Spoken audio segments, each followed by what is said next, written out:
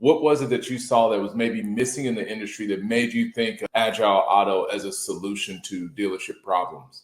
Well, oddly enough, it was when they shut down Pennsylvania. I was working with Cochrane directly, and we shut the whole market down for pandemic. Mm-hmm. Some people were telling them to sell off all their inventory and fire all their people. Some people were telling them to hold. Some people were telling them to buy more. So we did a deep dive into the market to kind of what we thought was going to be happening in the next 60 days and their current operations and the expense structure of that. We made a determination on what was most important for today, but also to make sure we're set up for tomorrow. And in doing so, we took a little bit of advice from a few, but made our own decisions based on those KPIs. And they were not traditional automotive KPIs, because traditional automotive KPIs would have told us the market's shut down, I've got nothing to sell all my inventory and just service cars. Durran Cage. Here at Durran Cage. Like if they cast Durran Cage to play Hercules, which he has the physique to do. Power. I want you to close your eyes. 3, 2, 1. Wait, what? We're live. Hello, Cage community and everyone that is listening to this on any platform on social media. Thank you for being here. I'm so excited today for the guests that we have today to join our show, to not just give us some automotive industry information and insights, but I mean, this comes from people that really have lived it. They've been in the trenches and are still, as John and I say, we're still in the trenches every single day going through this entrepreneurial journey. So it's going to be a fun conversation. So I've got John Ellis with Agile Auto and Scott Simons here. And we're going to talk about what he's doing. So I'm going to give a brief introduction, starting with Scott, because you all have heard me with my good friend John Ellis before. But Scott Simons is the definition, as I've written, as hustle, heart, and staying true to the grind, everybody. Growing up in coal country, West Virginia, he learned early what it means to dream big, work hard, and never give up. But fast forward to 29 years in the automotive industry, Scott has become he became the managing partner and president of 5 CMA dealerships, earning 23 straight Honda President's Awards. Today, he's not just a leader in auto, because I'm a fan as well. He's a visionary entrepreneur, investor, and mentor, helping businesses and people grow. Scott's story is proof that success is built one determined step at a time. All right. And then to the side or underneath me on this show, my good friend, John Ellis, and business advisor. And I really look up to him as a mentor. He's a seasoned automotive industry leader as well, with over 2 decades of experience. Held pivotal roles with Cox Automotive, overseeing vehicle marketing, valuations, retail operations for major dealer accounts and OEM clients. And then at Gulf States Toyota, he led fixed ops and Spears New Technologies EV battery solutions. He spearheaded business development. John's academic background includes an advanced economics degree in international trade and finance from Louisiana State University. Go LSU, right? Roll Tide. No, I'm just joking, y'all. He also served 4 years. I know it's different. That was like me poking fun at them a little bit. He also served 4 years in the United States Marine Corps, exemplifying his dedication and leadership, and is the founder and CEO of Agile Auto. John's committed to revolutionizing dealerships operations through innovative solutions. That was a mouthful, but you both have earned. I've never done a show where I've actually done a background and done a strong on the bio. So forgive me, previous people that have invited on, but I felt these 2 gentlemen have earned that. And so I'm excited for today's show. So I know I just spoke about him a little bit, but I would like to go ahead and I'll let him give a little bit more background and then how we got together to have this show today. Yeah, first of all, thank you so much for all the kind words. And it's an honor to be on here today with 2 gentlemen that I also follow and also keep up with. And, we're car people. It's a fraternity, sorority to some. We're a close-knit group. It's not dog eat dog like a lot of people think. We try to help each other out and share best practices. And I love the auto industry. It's been a big part of my life. I love the thrill and excitement of showing up every single day and trying to get the best out of your team and serving our customers. You first take care of your team, which then takes care of all of our valued customers. So both you gentlemen, I know we're going to share a lot of information today. Please share this out because, sharing is caring. We can, I'm sure that John and we're all going to drop some gems on you today where you could go back and implement it. But I'm glad to be here today and giving back to the auto industry that we all love so much. Amen. Thank you, Scott. All right, John, go ahead and give us some background on you as well. Yeah. So thanks. Excited to be here with you two guys, industry veterans. And, not only are we going to learn from each other, we're going to have hopefully some gold nuggets, as Scott said, for those of our listeners. But I'm excited about talking about the future, what we don't know, and how we hope to plan and chart that course. And so that's where Agile Auto comes in. We're excited to have Scott talk about his involvement in our company moving forward. But for me, Agile Auto was born out of the pandemic, right? I was with Cox pre and post pandemic in inventory strategy for the largest dealer groups that we managed in North America. And that included the Asburys and Penske's, but also the Cochrans, Napleton, Rormans, all the way down to Fred Beans. We can name a bunch. They're all great operators. But the way we operate pre and post pandemic is different. And to keep a lens on all of the things that are required today that weren't required before, that surpassed, just like the regular fundamentals we know, which are still important, we wanted to give our dealers a tool to have one clear dashboard to see every bit of their operations and those KPIs. More importantly, how they're performing to those KPIs so they can mitigate risk and grow long term. So I'm excited to dig in today. We had a great dealer meeting this morning. We've got plenty of dealers on today looking to grow significantly in 2025. Scott's going to be a big part of that. So just excited to be here, buddy. Thank you for having us on. No, that's great. And I want to kind of piggyback on what you tapped in a little bit, John. Like when we get into the mind of a John Ellis, because you are a brilliant mind. I've been following you for a while, and I know a lot of people do. What was it that you saw that was maybe either missing in the industry? Because I've seen your solution. What was it that you saw that was maybe missing in the industry that made you think of Agile Auto as a solution to dealership problems? Well, oddly enough, it was when they shut down Pennsylvania. I was working with Cochrane directly, and we shut the whole market down for pandemic. Mm-hmm. Some people were telling them to sell off all their inventory and fire all their people. Some people were telling them to hold. Some people were telling them to buy more. So we did a deep dive into the market, to kind of what we thought was going to be happening in the next 60 days, and their current operations and the expense structure of that. We made a determination on what was most important for today, but also to make sure we're set up for tomorrow. And in doing so, we took a little bit of advice from a few, but made our own decisions based on those KPIs. And they were not traditional automotive KPIs, because traditional automotive KPIs would have told us the market shut down. I've got nothing to sell all my inventory and just service cars. What we weren't thinking about is, what do I need to do when the market opens back up? And how hard will it be for me to catch up when the market opens up? And then what would I have to pay for that inventory when I'm catching up against what I sold this inventory for today? And then what would that look like in kind of an investment strategy?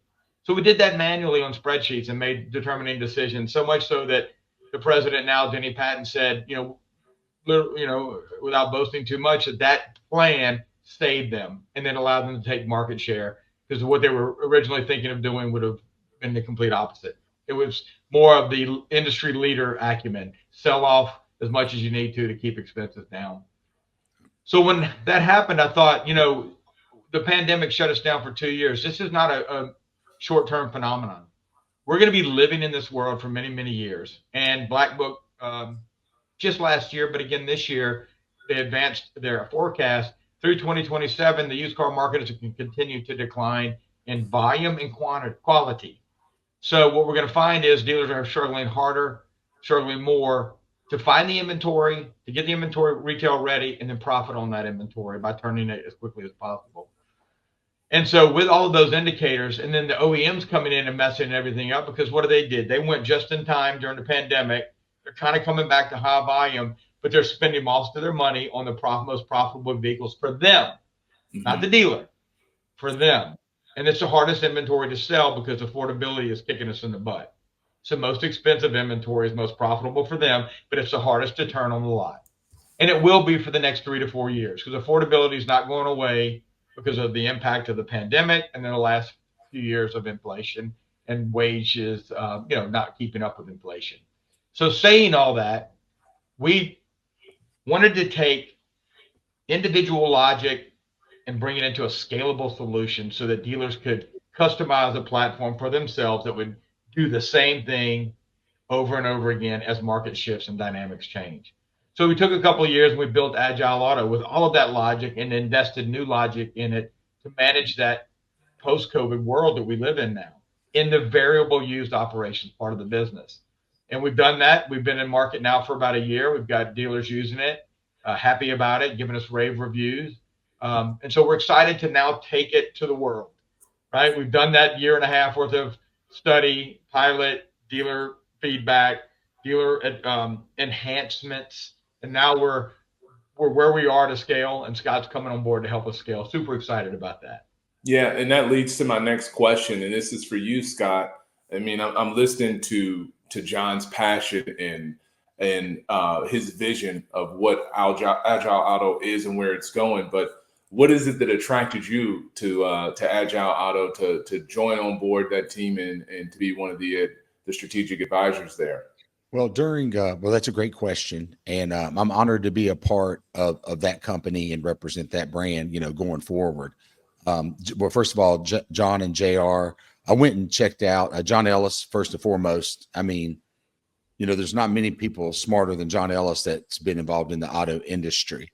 So that the people I most definitely respect and admire. I went to JR Toothman, checked out his operations. I mean, that gentleman is in West Virginia, which is where I'm originally from, selling, one store selling 130, one store selling 170, 300 cars. I had to go there and see it for myself. And I said, how in the heck is this gentleman selling 20 to 30 new cars a month in this mountain of West Virginia down this little old road?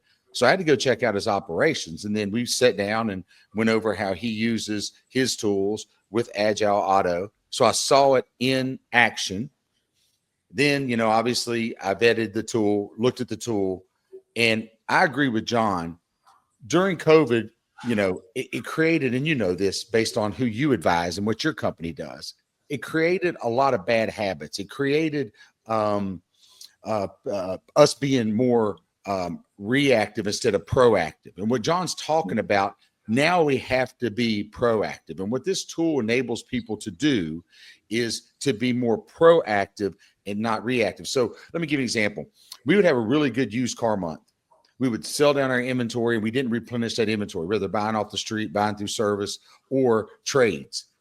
So then we would have a really good month, and then we'd have a really bad month. And then we'd have a good month, bad month. And that's a definition of insanity, keep doing the same thing. So when we saw this tool, 3 times a day will update and will help dealers that utilize the tool. I mean, you can't lead a horse to water. If they don't utilize the tool, we can't help them. And if they don't buy into completely what we're telling them, then it's not going to be effective. But the ones that do are going to stay on top of their used car department. And I feel like with manufacturers pumping out new cars, it's so funny. They all stated, well, we're not going to mass produce vehicles. We learned our lesson. We're going to keep it streamlined. And then, at CDJR stores have inventory piling up. I just got through running one, and, till I sold out my partnership. Nissan, mass produced. Now they're selling cars to rental car companies. So all the things they said they weren't going to do, they're now doing again. Yeah. So now you've got inventory levels high, average gross margins on new going down, if not going down to minus numbers in some cases, just to get them off your floor plan. So dealers are going to have to focus on 2 things, in my opinion: used cars and service. Those are the 2 departments that they're going, and then their internet processes, their BDC handling. I mean, we just got through talking about where I did a dealer visit. I'm not going to say anybody's names, but they had open showroom visits and they had low lead to sale ratios. And I told you, and I saw your eyes get this big, and you're like, man, give me their number. Give me their number. I can help them. So the dealerships are going to have to, really get involved in their operations like never before. If not, we're going to have less dealers. It's quite simple. They're either going to go out of business or they're going to be acquired by these larger groups. And I don't want to see that happen to dealers. You know, I don't want to see a dealership that's been owned in a family forever have to go out of business that has given back to their community.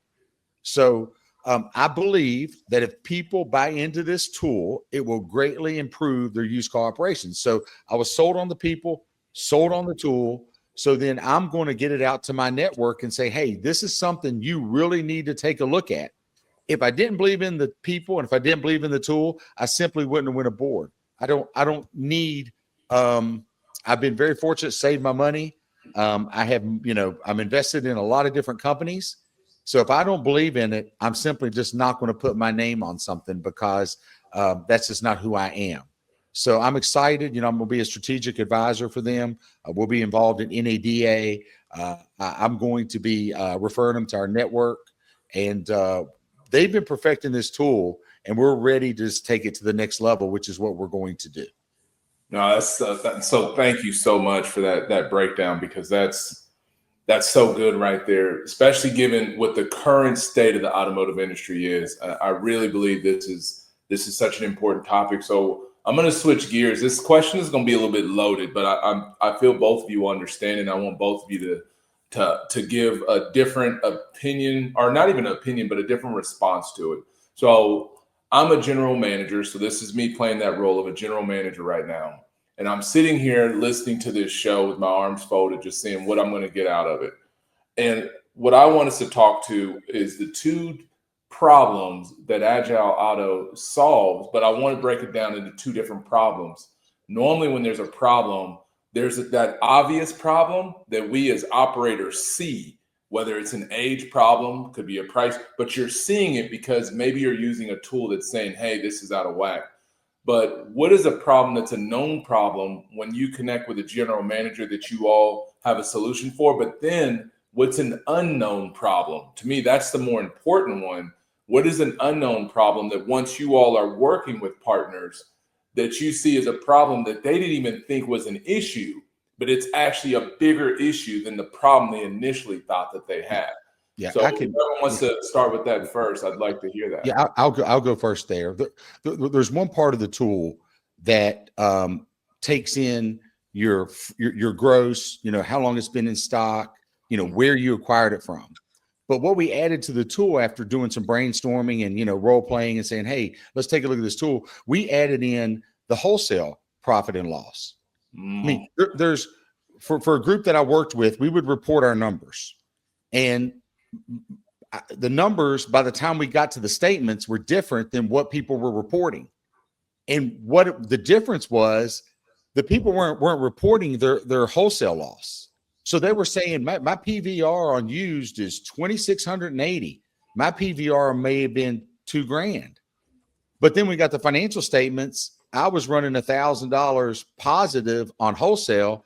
They were $1,000 negative. So my net was $3,000. Their net was 1,600.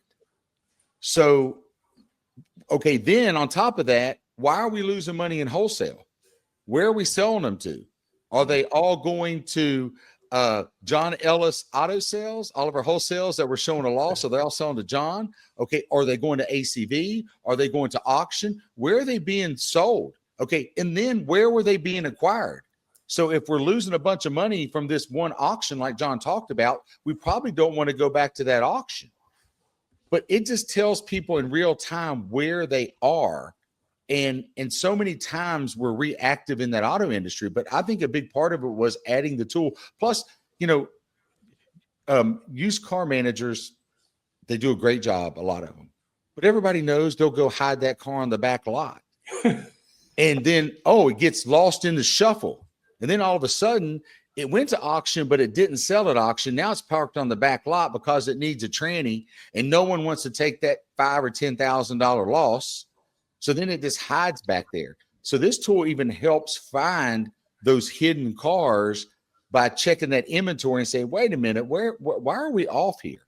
Mm-hmm. So it is an accountability tool, big time.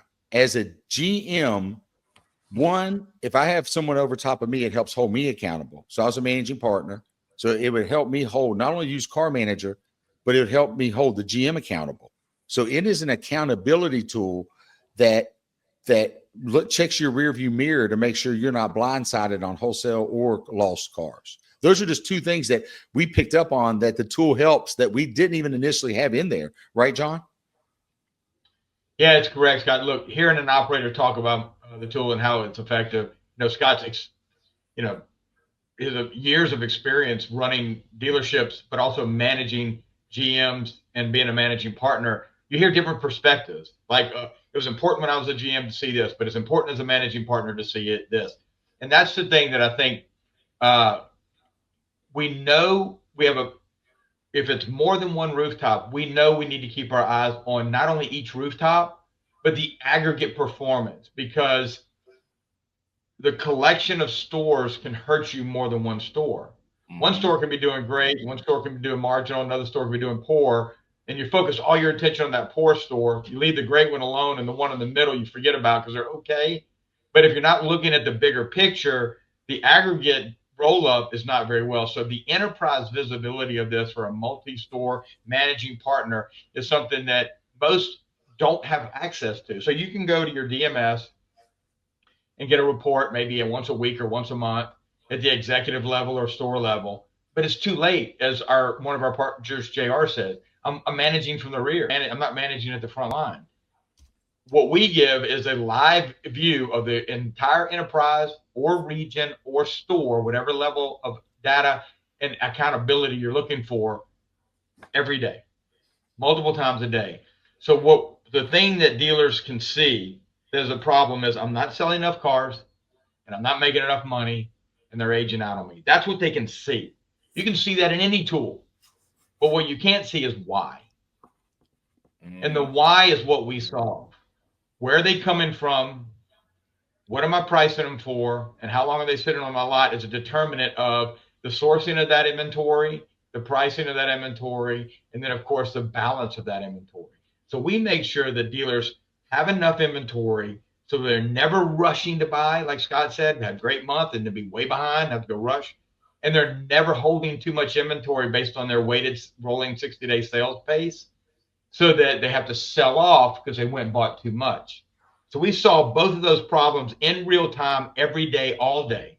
I mean, this thing updates 3 times a day. So if you have a 20-car day, yeah, we're going to update our buy plan automatically. So I've got to keep going to stay on pace in this daily, weekly sales acquisition pace to meet my sales unit pace of sold inventory. And that dealers don't have the lens to that. They know there's a problem, but the reason cars don't sell or the reason they sell and I don't make any money is either I bought the wrong cars or I bought the wrong car at the wrong price. If you're managing daily acquisitions to daily sales, and we do that automatically, so you don't have to use a pen and paper, and you never get caught, then you're always going to have time to buy the right cars for you, price them correctly, and get them out of the store on time. Say it's floor plan cost, say it's frontline readiness time, and it creates profitability indexes for you to grow your business. If you're not, we said it, I think a month ago, go back look on David Long's All Things Used Cars. Spizak was given, and David Spizak and David Kramer were given an amazing tutorial, masterclass, if you will, on used car operations.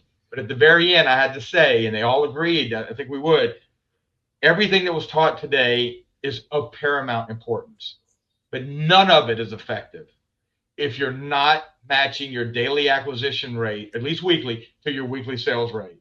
Because if you have to bulk buy or bulk sell, I don't care how well you're running your business. Yep. You're losing money. And so Agile Auto solves that problem without dealers having to think about it. It just does it automatically. And if they follow the plan, like Scott said, they will be balanced to market and sales rate every day, every week, every month, every year. And then they can go focus on what they do best. Buy the right cars, price them the right way, and sell them the right way in their inventory management tool. So we're not an inventory management tool. We're an operational game plan performance measurement tool. And we help you use your inventory management tool to the most effective, your CRM to the most effective, and of course your DMS data to the most effective. So I want to bring in something because I'm a practical. What's that? Oh, okay, my bad. Oh, good. You had some, but when I coach consult, when I coach general managers all the way down to a BDC sales rep or any of them, I like to break things down at a practical level, so then that way things can be followed consistently, you know? So like when I'm teaching dealerships about CRM from a leadership standpoint, I'm teaching them, hey, when you come in, go here first. This is a high target area. Then go here. Then look at this report. So my question to you, John, is if I'm a general manager, and I know you hear this a lot too, is there's so many tools, there's software, there's all these dashboards. I had a BDC manager. Somebody said, if we get one more dashboard to check into, I'm gonna lose my mind.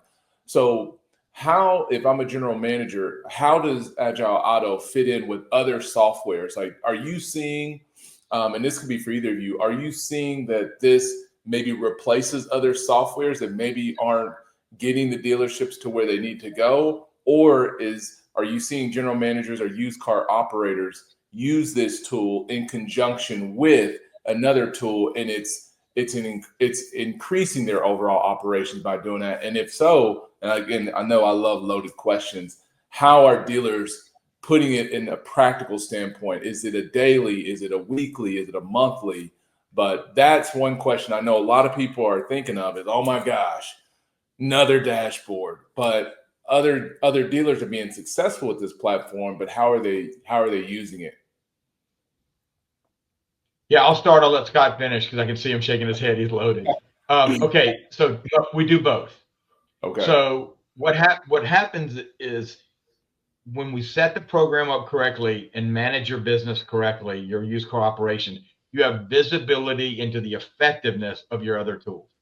Okay. And so if, for example, if I have a inventory or an acquisition tool that I'm using that I'm spending $2,000 or $3,000 a month on, we're measuring the success of that tool so that you can have vendor conversations and say, I love what I'm doing with you. I want to spend more money, or I'm not getting the effectiveness of my spend. What do we need to fix? Or do I need to replace you? Or do I need to just cut you? So if dealers are having visibility into the effectiveness of their other tools that are in the acquisition and retail side to make their spend more effective, and typically they're reducing costs.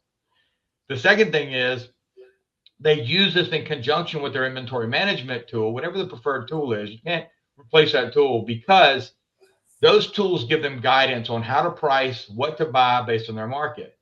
Well, we tell them if that's actually happening. So the tool looks at the market and their past performance. We look at the deal. So I'll use the autos, for example. It's our biggest customer using tool, but VinCube, we're integrated with them. The auto looks at the market and what the dealer has done. We look at the dealer and what the market is doing. You see how that works? Mm-hmm. So how are you doing today, and what does tomorrow look like? And the auto's saying, what does the market say you want in inventory and price point and segment? And we're saying, are you performing well with that? The auto can be right or wrong based on you being the best end user.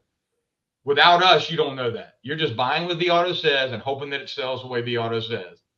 There's no hope with us. You buy what your inventory management says, and we'll show you if it's right. And that enhances your performance manager conversations with the auto, and you become more effective. So the answer is yes. We increase profitability and we reduce expenses. I'll give you this final quote before Scott comes on. We onboarded a dealer 60 days ago. It's 5 rooftop Ford dealer group. They said, we're in vendor cutting mode. We don't want another dashboard. You referral from another dealer group, so we're going to give you a try. After 90 days, he says, these are the executives and owners. We live in you every day. We can't do without you. You're already saving us money. And our general managers know now, and so do our used car managers, that this is how we're managing our used car operations by store and by the group. This is how the game plan is going to work. We are the Nick Saban playbook to the football game. You can go have other coaches' playbooks all you want, but we're the Nick Saban playbook. And if you use our playbook, your used car operations will explode. Scott, back to you, buddy. So let me give you an example. State that the tool states that to hit our targets for not only this month but next month, we need to purchase 3 more vehicles off the street. So then I would go into, have the morning meeting and say, hey, in auto alert today to my auto rep, hey, if you get close on 3, let's not let them walk, even if we got to step up a little bit, but we need 3 more street purchases so that we can still track where we need to be. Obviously street purchase is what you want to focus on first, trade in second, auction buy third.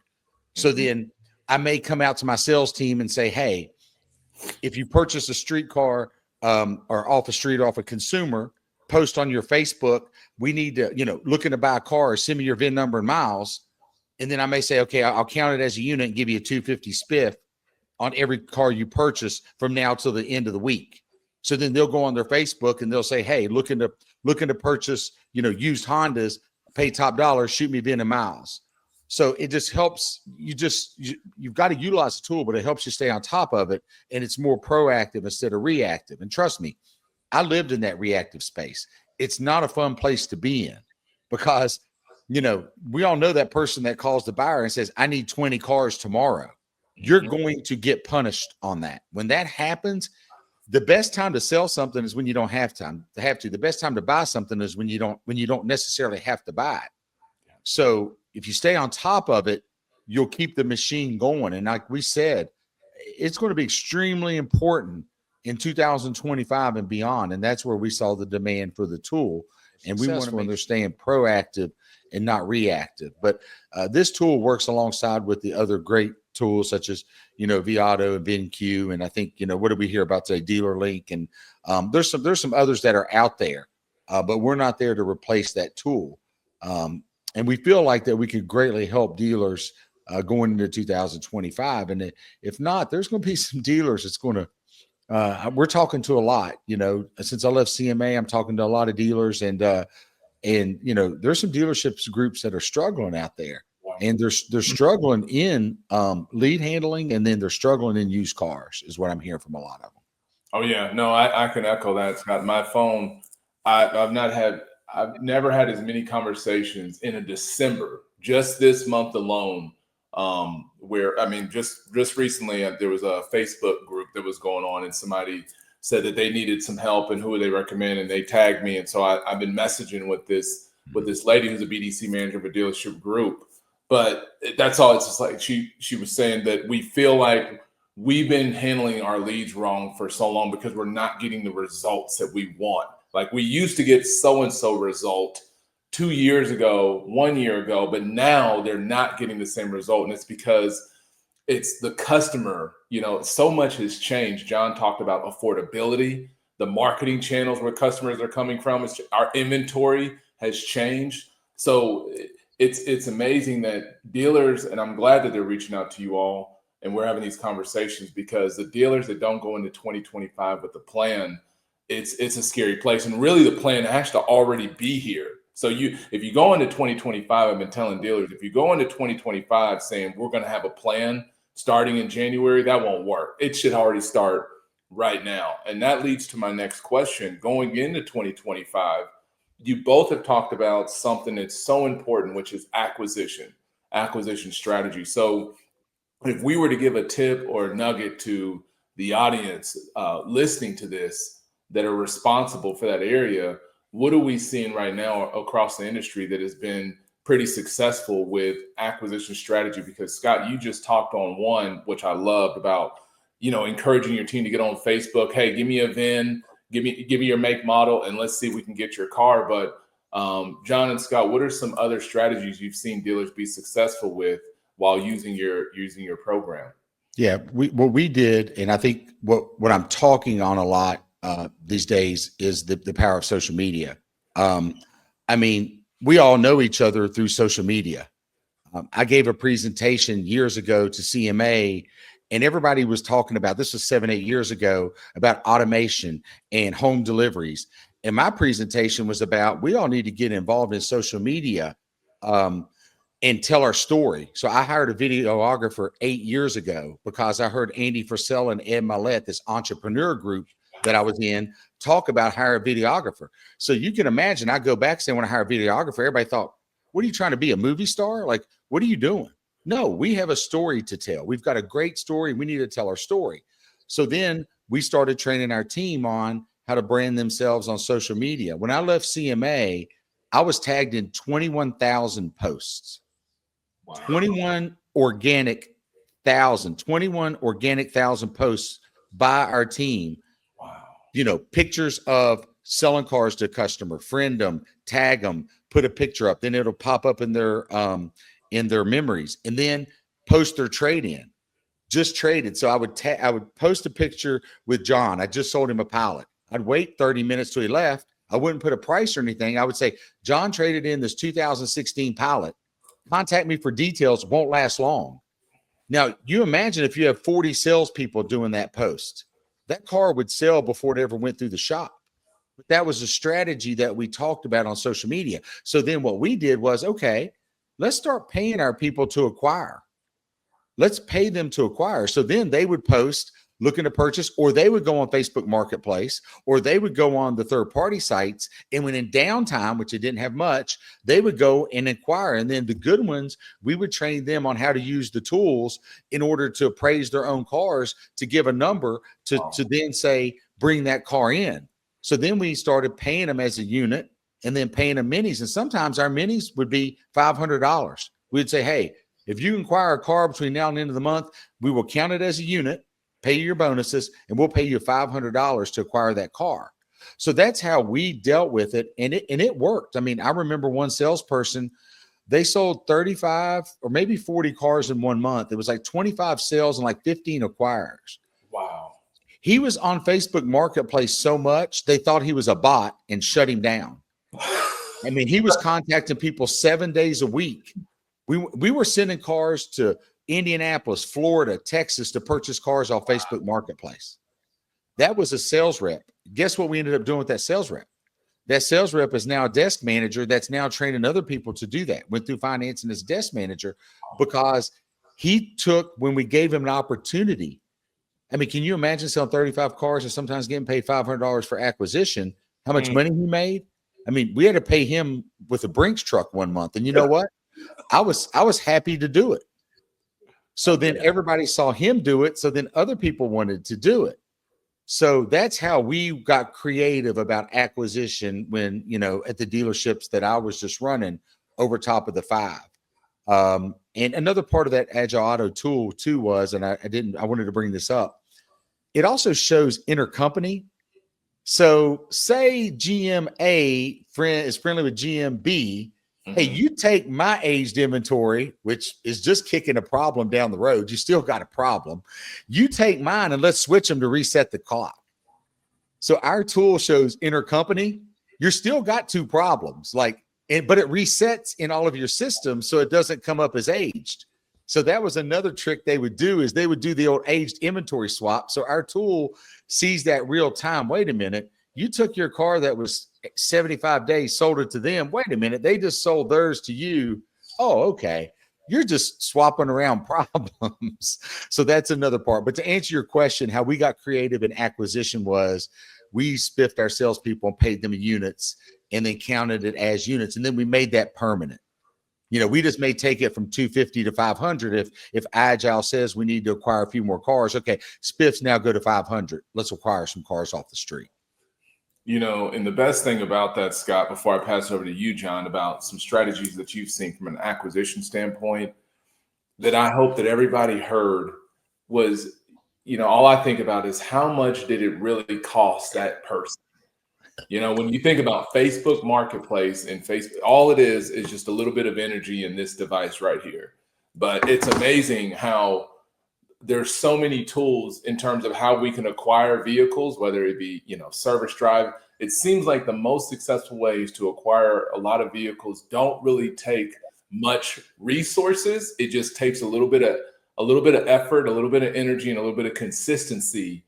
And the results are amazing. But I see a lot of people, they'll start off on that journey and they'll either have a little bit of success and stop, or they don't get success quick enough and they never keep going. And so I hope everybody heard what Scott shared, because that's so powerful. One thing that we tracked, and I suggest dealers, and I think I learned this from David Long, track and it'll show your team, in your sales teams, which we love our sales teams, how much time they actually have. So take the amount of hours they work divided by how many cars they deliver. So take, for instance, if it takes you 6 hours, every 6 hours you're selling a car, that's a pretty efficient, pretty busy person. If it takes this other person 18 hours, 3 days to sell one car, you can go and you can say, hey, John, you got a lot of downtime. These are things that you can do. Post on social media, TikTok, Facebook, these certain things. Another thing we would teach them is take your contacts in your phone and then just go look at their Facebook and say, hey, Durran, this is what you've been doing. Like, you took a vacation recently. I'm going to send you a message, say, hey, I noticed you just went to this really nice resort. I've been thinking about that, going on a trip. What did you think about it? And then as we talk, oh, by the way, I'm in the auto industry. If you know anybody that's interested in a car, don't try to sell you, but if you know anybody interested, reach out to me.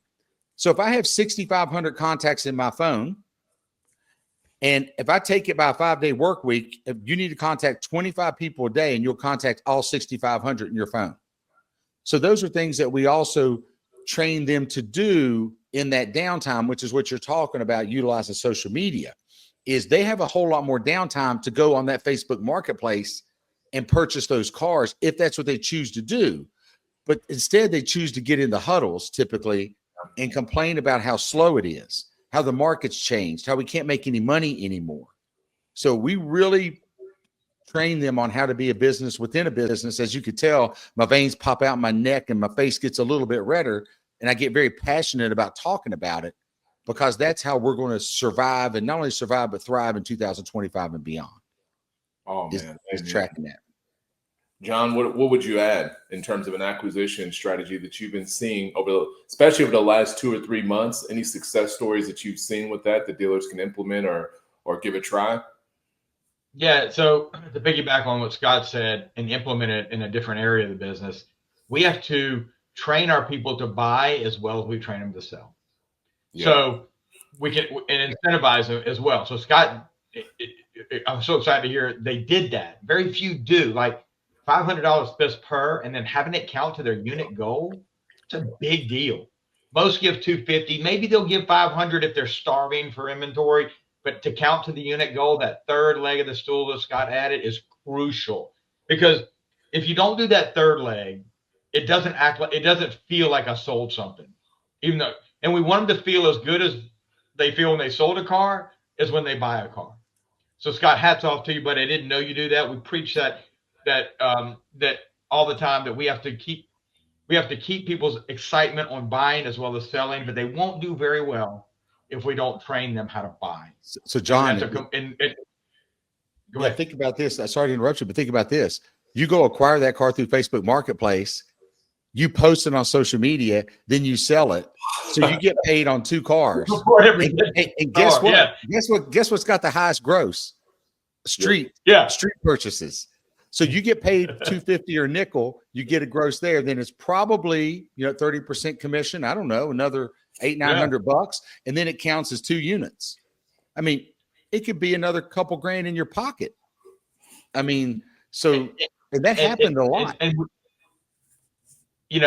don't know how you do it better than that. Now, the area of acquisition that we're failing, our dealerships are failing a lot, and they know it. It's not a secret. It's service. We're not doing a really good job of acquiring from the people that we know well. They're coming back to us because they trust us and believe in us. That's what our service retention customers do. They believe in us. Otherwise, they go somewhere else. The relationship is usually pretty strong. Why aren't we at least attempting to have the conversation? We'll be very careful about being intrusive to our service department, but best practices are there to keep it all kosher, if you will, with the service team and sales team. But we're not doing a really good job. And so Auto, we see that a lot. And so it's an area where our performance managers really talk to the general managers. General managers are on all the calls. So are the used car managers. But it's important that the general manager have that lens. So we ask them to be on the calls, and most of the time they are. Not to be, tattletale, but to say area of opportunity. Really kind of highlight where we can grow. And when we do that, we see the effectiveness of that. Service has been big. I can't tell dealers strongly enough, get a better service acquisition strategy in place. There are plenty of tools out there to do that. Very inexpensive tools. Some of them don't even charge you until you buy the car. But whatever need is there, I would certainly hone on that in 2025. Service will be big. That's good. And I'm going to add one too before I go to the next question, and then we'll kind of bring it to a close and whatnot. But what I would add to both of their strategies is, as everybody knows, I'm so passionate about CRM. And then the other thing I'm passionate about is video. And to Scott's, what he said earlier, this is kind of what connected all of us together or keeps our relationship going. But one successful strategy I've seen at the ground level was we didn't have the videographer set up at a store, but if you do have that, oh my gosh, more power to you in what you can do in terms of getting your return on that investment. But we had representatives just get their phone out like this and go to customers that popped up in their equity mining as recommended customers that either have some equity or they're about to come in for service. Let's reach out to them. And literally a young lady just takes a video out, records and says, hey, if it was John Ellis, for instance, it was just say, hey, John, this is BDC rep at ABC Motors. And hey, I noticed that you still have your fill in the blank. And I wanted to say thank you for that, but also wanted to invite you into an event that we're doing right now where we're giving free appraisals. And we picked your vehicle specifically as one that we would love the opportunity to give an evaluation. You have nothing to lose, everything to gain. Please reply back. Not only did the customer reply back, they came in that day, that afternoon, traded their vehicle and bought another car.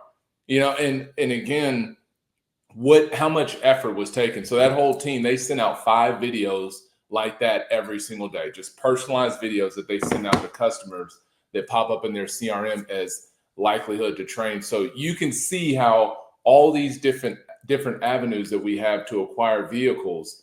And to Scott's point and what John just shared, these are the vehicles that typically are going to turn the quickest and they're going to generate the highest profit. So the next question that I have for both of you is, now as a GM, I'm sitting here, or as a used car operator, I'm looking for what is something that really shows that I need to really reach out to either one of you about this software and a problem that it can tackle. So is there a specific, because I'm thinking about the very beginning, John, you talked about the key measurables, the KPIs, key performance indicators. Is there something that you would say right now, if somebody's looking at, their doc or their financial statement or a different software, that if you're seeing one or two of these issues, you really need to reach out to us and at least let us give you some advice and strategy on how you can fix that problem? So the biggest thing that we hear dealers talk about today is they're having to fish in dirty ponds, even in the direct and trade. I mean, okay, so 0 to 5 year old inventory is at its lowest level ever, and it's getting lower and lower every year. So even when things are being traded in, they're dirty. They require more reconditioning. So the biggest concern is profitability, because it takes a lot of reconditioning in the back of the house to get a lot of these older cars ready. The average age of inventory in the market today is approaching 14 years, right? Almost 14 years old for a truck. I think it's almost 13 years old for a car. And the average miles in the marketplace now are between 75 and 80,000 miles. So pre-pandemic, I wasn't anywhere near those numbers. It was 4 years newer and 40,000 miles less. So the dealers are struggling, especially our franchise dealers, with running a clean and efficient used car operations where they can sell more and profit more. Now, they are able to sell more on their own, with the current tools in the marketplace, because it's just buying as much as they can. They're cleaning it the best they can, but they're not making the money they need to make. Yeah. Most of that's on the front side, but not all, because a lot of cash pay out there right now. So what Agile Auto does is it gives you a laser focused on the most profitable areas of acquisition and the most profitable inventory from that acquisition to increase profitability in turn, but also what to avoid. So in our aging algorithm, we show you what inventory, even if the auto says it's doing well for you, is not. And then you can build reports with your teams to say, we're avoiding these cars, or we're going to sharpen the pencil. We're not going to give more at the desk. These are the ones that really want to give more, to Scott's point. So we can solve 2 problems, help you find the best inventory from the best channels that give you the most profit every week. So you don't have to bulk buy and bulk sell, but also what to avoid. I think they're both equally as important. And so that helps dealers solve the issue of, man, I can sell all the cars I want. It's just I'm not making any money. And typically that's what we're hearing. We're going to help them make some money and turn faster. Scott, your thoughts? Yeah, if they're inconsistent, if they feel like that they're chasing their tail a lot and they're not being proactive. I mean, obviously, if they're not profitable, I mean, if you look at NADA numbers, your most profitable department typically is service and then used, and then it goes parts, and then new is the machine that drives everything. And that's probably more true now than ever. Sometimes your used is more profitable than a service. I mean, if you're struggling for profitability in your used car department, that's not good. That's not good at all. So if you're reactive, if you feel like you're drinking out of a fire hydrant, you don't, like you're just taking body blows, you're at the end of the year, you're having to write off a ton of money. I mean, I'm talking to dealers that are writing off $250,000, $500,000. We never did that, ever did that. To write our inventory at the end of the year, rebooking cars and doing all this stuff I've never even heard of before. I mean, just like take your losses and show that you really don't know what you're doing in used cars. And, first you need to admit you have a problem. If you don't think you've got a problem, how can you fix it? And then say, look, I'm going to swallow my pride and say, I need help. And with resources like John, you got JR Toothman and I we've all been in the auto industry. We're not a bunch of, computer tech people that are designing the tool. We've sat in your shoes. We felt your pain. We know what you go through on a daily basis and then some. And, and obviously if we can give some advice on some tools that we suggest, we would be glad to do that, and help them in any way we possibly can. But our performance managers are going to make a big difference to them. And this tool has been worked on for like 1.5 to 2 years. So this didn't just come out. We could have rolled this out earlier. John could have. He wanted to make sure that it was right. He takes a lot of pride in it. The programmers and he are up very late at night. I know, because I get his text messages and his emails.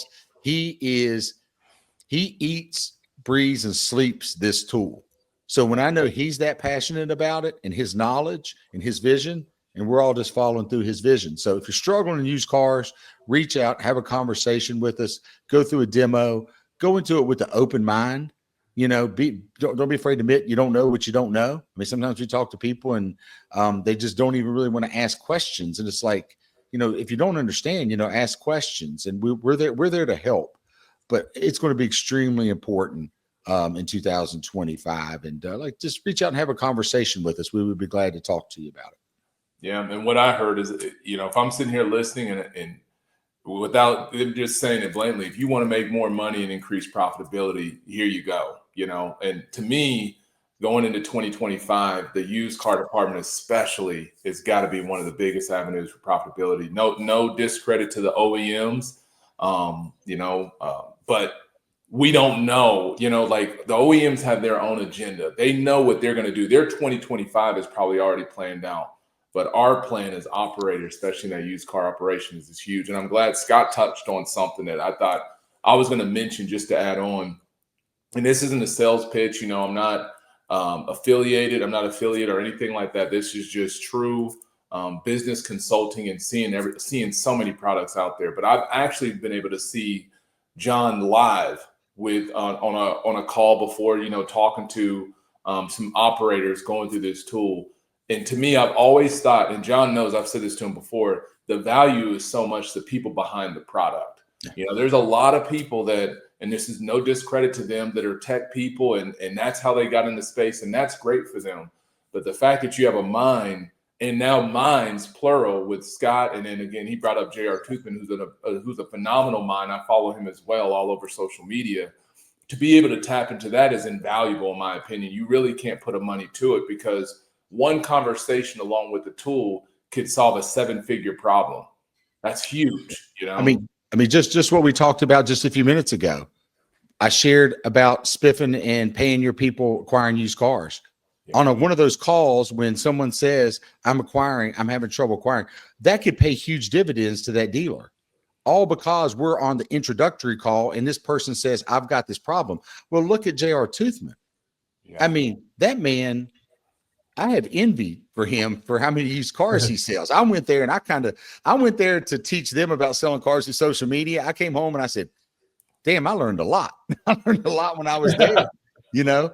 And so you've got that gentleman. So you've got people that's got the receipts, you know? Be sure if you're getting advice from anybody, this is just true in life. Like, look at your receipts, look what you've done and look where you advise. What has the people actually done? You know, I can share that some of our stores were at 6% net to sales. I've got receipts where we were in the 5s and 6% and terribly efficient. So that's the people that you want to listen to and that know what you're going through on a daily basis. Like when you go advise people, you know what they went through. You also know when people are BSing people, you know, when they're doing a video, but they're not exactly doing the proper video. They're checking a box. Well, we know that also. So when they're swapping the inventories back and forth and hiding cars and, you know, what about this wholesale loss you got sitting here? Look how much loss you've got sitting there that you haven't even realized yet. So having that experience is much more than just having a tool. You've got a really good team behind you, no matter any of us that you deal with, any of the companies that we're involved with. Oh man, I'm getting the chills and goosebumps. All right. So the last question I have, so the dealers listening to this, operators, sales managers that want to learn more and move to the next steps with Agile Auto, what's the first step they need to take, John? What do you need them to do?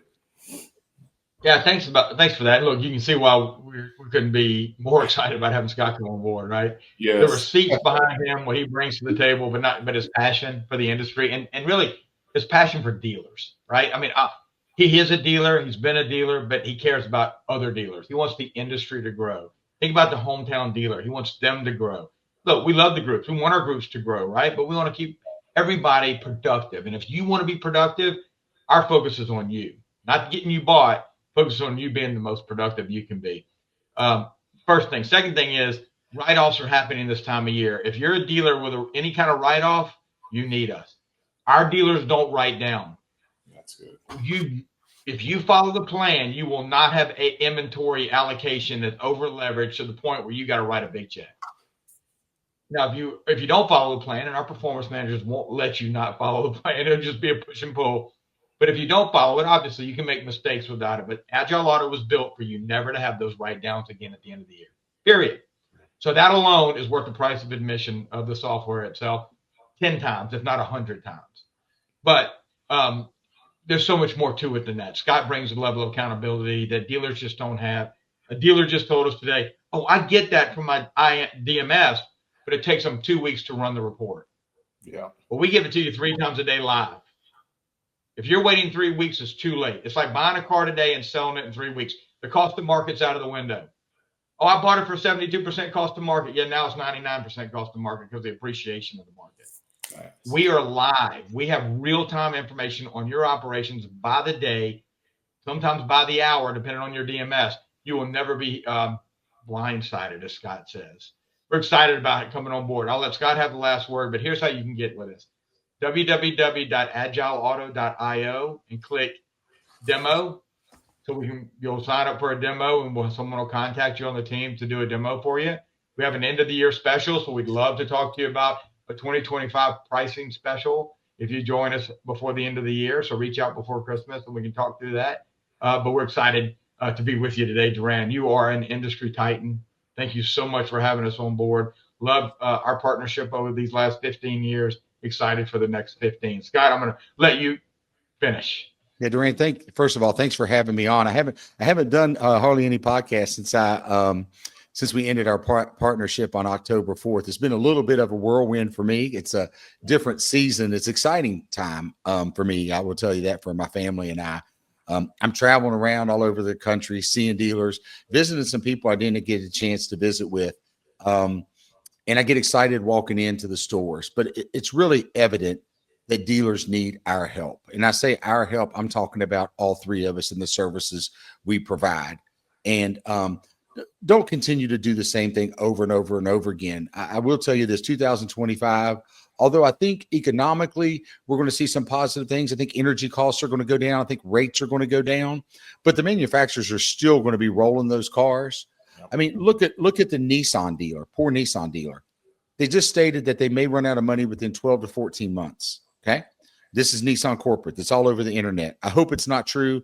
Hopefully they'll be acquired, or there'll be a merger, or something will go on, or they'll figure it out. I know they have massive layoffs, but net profits are down 80%. 8 Nissan dealers turned in their point and gave it back. Okay. Average return on sales is 0.1 or 0.2%. Almost 50% are not making money. Okay. They need tools and people like us to survive. They've got to make sure that their used cars is operating properly. They got to make sure their service department is going to get them through. And then every opportunity, from lead handling to phone ups, they've got to make sure they don't miss any opportunities. Dealers, we cannot afford to miss any opportunity. And any tools you're not utilizing, you need to check all your spending on. And the tools you're not utilizing, they need to go. And you need to invest in tools that are going to help you. But you can't just stick your head in the sand and hope someone's going to come save you. They're not. We've got to save ourselves. And the dealers that get ahead of it, they're going to thrive and they're going to grow. And that's partnering with people like us in 2025. But Durran, thank you for having me on. I've had a blast. Obviously, I get very passionate talking about the auto industry. And when I'm on here with two men that do it the right way and genuinely care about this industry that we all love, I want to see people thrive, in 2025. That's what I would like to see. Wow, that was powerful. Well, great closing statement, gentlemen. Thank you so much. And I'll close it with this for dealers, and I'll make sure, John, to have that link will be available underneath the YouTube stuff. And then within my community, there's over 1,000 people in there. And then everywhere else, there'll be an easy place to get to where you're going or where you told them to go. But what I would say, and this was brought up a couple different times on this show, was being reactive. And that would be my only encouragement, is just when you listen to this show or somebody sent it to you, don't be reactive here. Don't listen to something like this and then wait and reach out to John and Scott's team 2-3 months from now, when it's like the house is burning, for lack of a better word. So just be a proactive person right now. If you want to be efficient, you want to get after it, be proactive. And even if you feel like you're running at just full steam, I would double down on that right now and find more holes that you can find, because that's how the great even get greater. So let's not be reactive. Let's be proactive today. If you heard this and it was valuable, reach out and it will be a great discussion. I can assure you that. So gentlemen, thank you so much. I have a feeling we'll be talking again in the future, having a show again as your company keeps evolving. Because John, I've seen it go leaps and bounds since the very first time you showed me this. So man, so much kudos and praise I give, man. Job well done. And so I'm excited to see 2025 with you all. Thank you so much. Thank you. Thank you for having me Thanks, on, John. Durran. Yeah, had a great time. Thank you. Thanks. Pleasure.